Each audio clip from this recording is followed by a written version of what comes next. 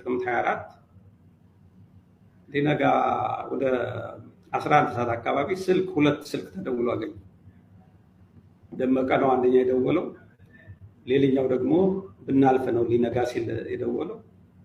ሁለተኛ ብናልፍ ደውል ምንድነው ስል ትግራዮች በመከላከያ ላይ ጥቃት ሰንዝረዋል። አልሰማሁም እኔ መከላከያ ጠቅላይ ሚኒስትሩ ወጥቶ መናገሩ።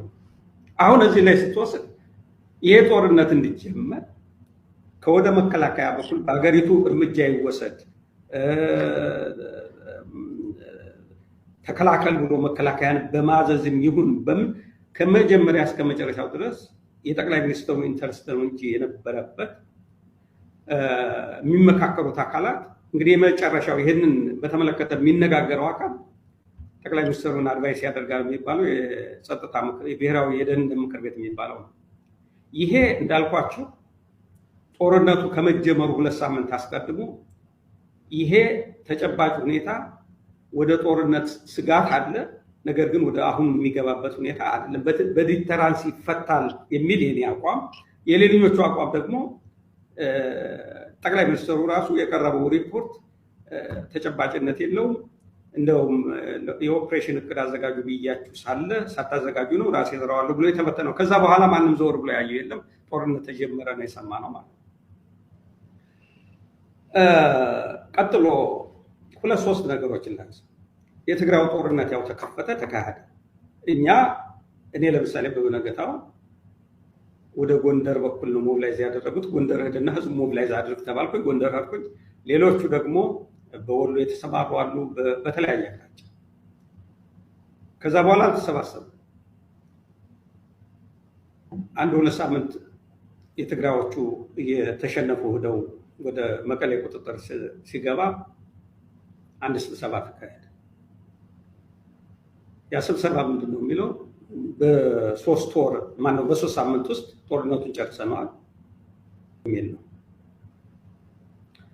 በዚህ ላይ አንድ ኮንሰርን ነበረኝ ስብሰባዎች ላይ ያነሳሁት። አሜሪካኖች እኮ ኢራቅን በወታደራዊ ኃይል በአጭር ጊዜ ውስጥ ነው የተቆጣጠሩት። መንግስቱን ማፍረስ ችለዋል።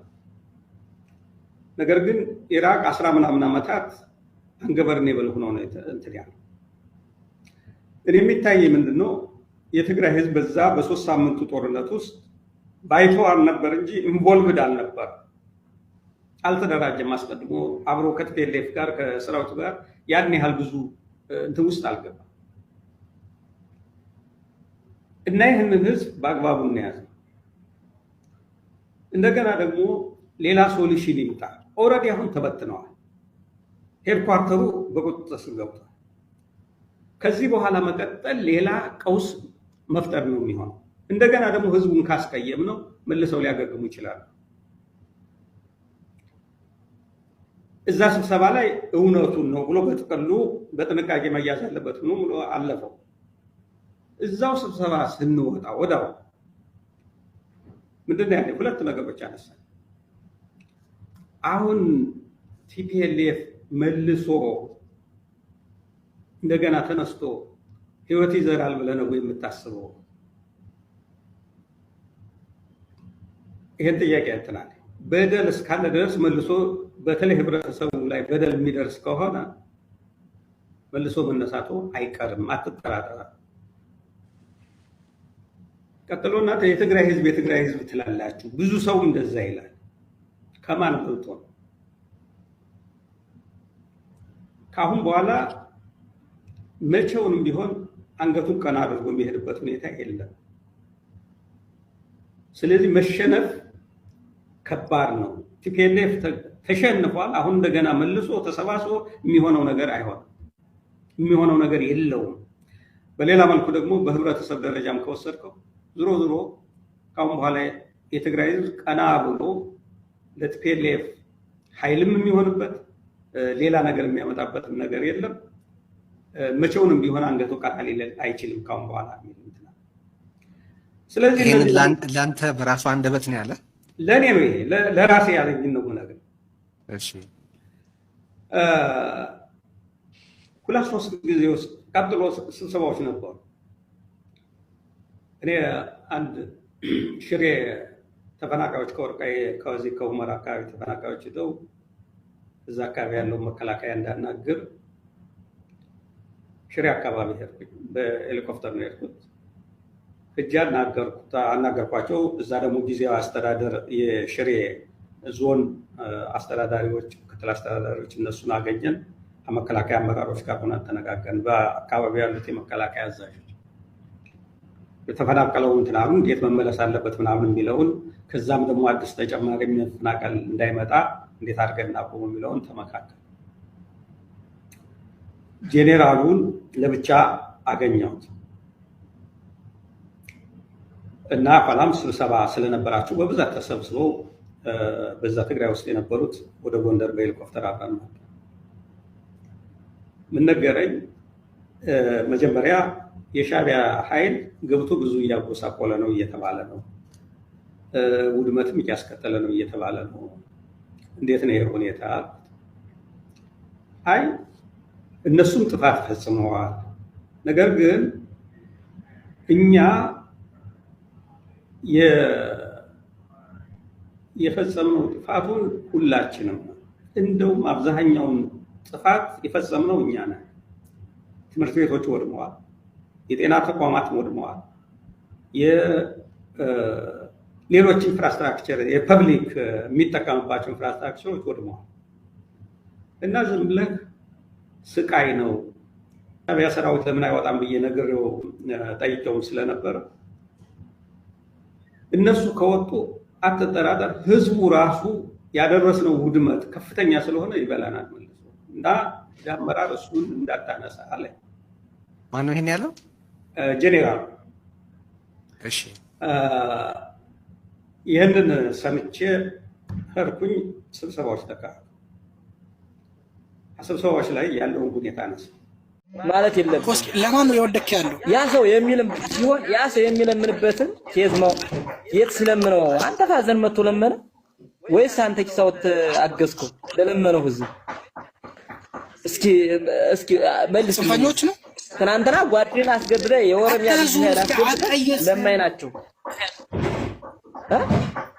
አታዙራት ቃት ሰው እየፈለገ መናገር ይችላል። ገብቶ የተናገርከኝ እንዴ አንተ እንዴ? ሰው ገብቶ እኮ ቤቱ ገብቶ እየፈለገ መናገር ይችላል ሰው። ኤሊ አንዴ እስኪ ለምን አንተ የሀገር መከላከያ አንዴ እስኪ ሄሎ ብቸኛው ጓድ አሁን ምንድነው ርዕሱ?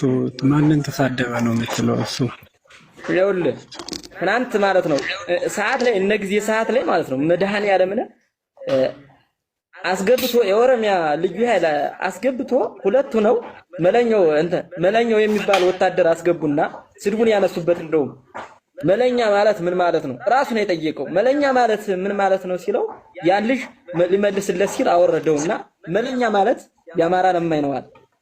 አማራ የአማራ ህዝብ ለማኝ ማለት ነው አለ። ዝም ብሎ ነው እሱ ቤት የገባው ነው መድኃኒዓለምን ራሱ ነው እግዚአብሔርን ራሱ ማለት ነው። ሰማ አዳምጥ። ልጁ መጀመሪያ ምን አለ መሰለህ ሲገባ ማለት ነው። አሁን ሲገባ ማለት ነው ትላንትና ገብቶ እኛ ስለ ጽንፈኛ ነው እየተናገርን ያለው ማለት ያወራን ያለው ስለ ጽንፈኛ ነው። ምን አለ እዚህ ላይ ጋሎች ስለ ጽንፈኛ አይደለም፣ ስለ ጽንፈኛ ኮኔ እኔ ሲቪል መስሎኝ ነው መጀመሪያ ማለት ነው። ከዛ ትላንትና አስገባኛል አስገባውትና ኔትወርክ አወረደ። ዛሬም ሲቪል መስሎኝ ለምን ነው የምትሳደው ብዬ ሲያስገባ ለካ የምኒተር ለብሷል። ያኛው ጉራዴ እንትን ለብስ ይዙሃል እንዲቆም ለባት ሊዘርፉ ሊወጡ እኮ ነው አሁን ሰዓቱ ላይ ማለት እኔ ወታደሩ ነው እኮ ጉራዴ ይዟል።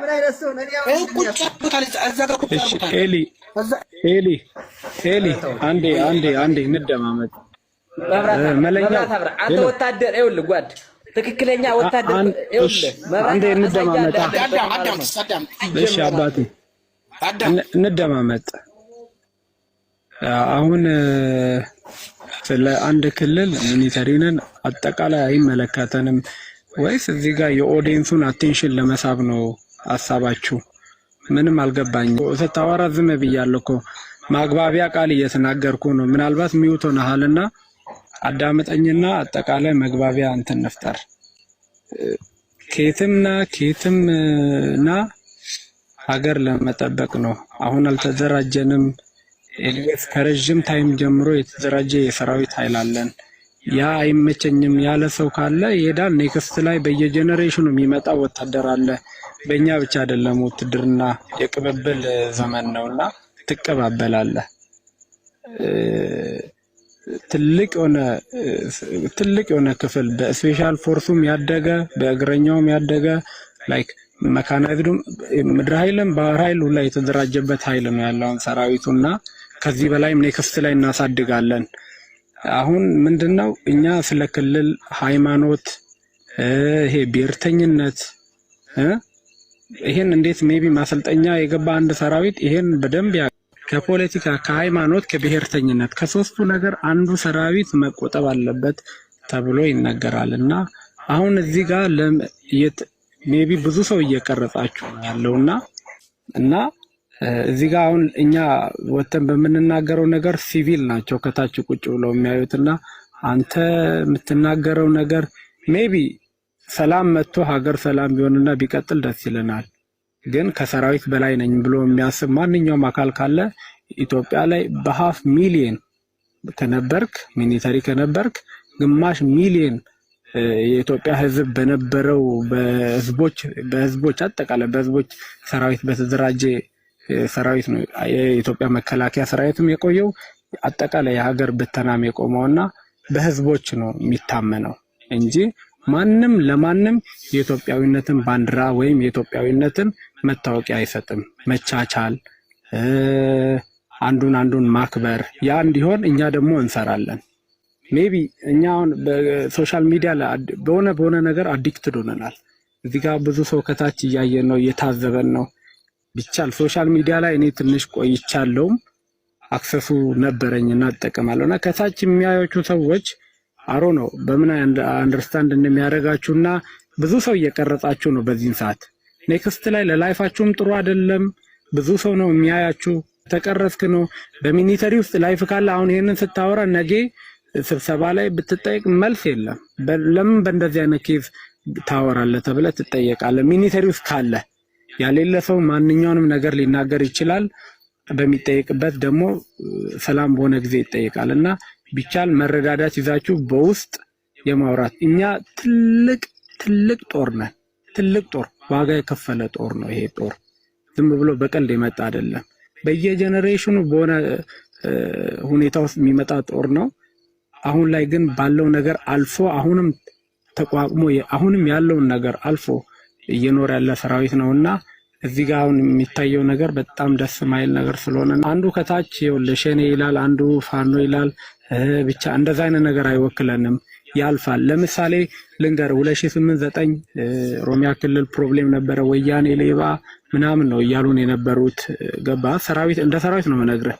አሁን ደግሞ የብልጽግና ሰራዊት ይባላል። እንደዛ የሚባል ሰራዊት የለንም። እኛ ከመንግስት ጋር የሚዞር ሰራዊት የለንም። አደረጃጀቱ በፊት ጀምሮ ነው የነበረ ነው። ግን እዚህ ጋር የሌላውን ሰራዊት እንትን ማጠልፈችን እንዳይሆን እኔ ልውጣ ቢቻል በውስጥ ተግባቡ። ሚኒተሪ ብቸኛው ሚኒተሪ አንተም ዳይሬክትሊ ካለክ በውስጥ ኮንታክት አድርገው ስልክ ተለዋወጡ ተግባቡ ላለው ምን ያመጣሉ ነው። አሁን ደጋግሞ አንድ የሚሉት ነገር አለ በነገራችን ላይ እንዳላስረዝምበት አይተው እንደሆነ ከታንክና ከምን ያለስ በጦርነት ያልቻሉን በምን ሊያደርጉ ነው? ይሄ እኮ ታንክ አይደለም። የሚበላው ያጣ ሰው በዳቦ የመጣበት ሰው አንድ ማህበረሰብ ወይ የማህበረሰብ ክፍል ከዚህ የበለጠ ምንም አይመጣም ብሎ ከቆረጠ ከታንክ ከጀት ይበልጣል። አንድ ሁለተኛ በሰላማዊ ትግል የሚንቀሳቀስ በተለይ ደግሞ ኮዙ ሁሉን የሚያነቃንቅና የሚያሳትፍ ሞራላዊ ልዕልና ያለው የበላይነት ያለው ኮዝ ይዞ የሚነሳ ከሆነ በቀላሉ ሊቋቋሙ አይችልም። ሎክ ዘመቻቸውን ከጀመሩ 1 ወር ነው። ካጧጧፉት ወደ 2 ሳምንት ቢሆን ነው። የስርዓቱ ወደ ስልጣን ከመጣ እንዳሁኑ ከቀበሌ እስከ ቀበሌ ተነቅንቆ አያውቅም። ነቀነቁት ማለት ነው። ምክንያቱም ለነዚህ የጤና ባለሙያዎች የህይወት ጉዳይ ነው፣ የህልውና ጉዳይ፣ የክብር ጉዳይ። የባለስልጣናቱ ደግሞ አላዩትም ጭራሽ ቢኮዝ ደሴቱ ስለሚኖሩት። ይሄ ነው የነቀነቃቸው። መፍትሄውን ማድረግ የነበረባቸው ሎንግ ታይም ነበር።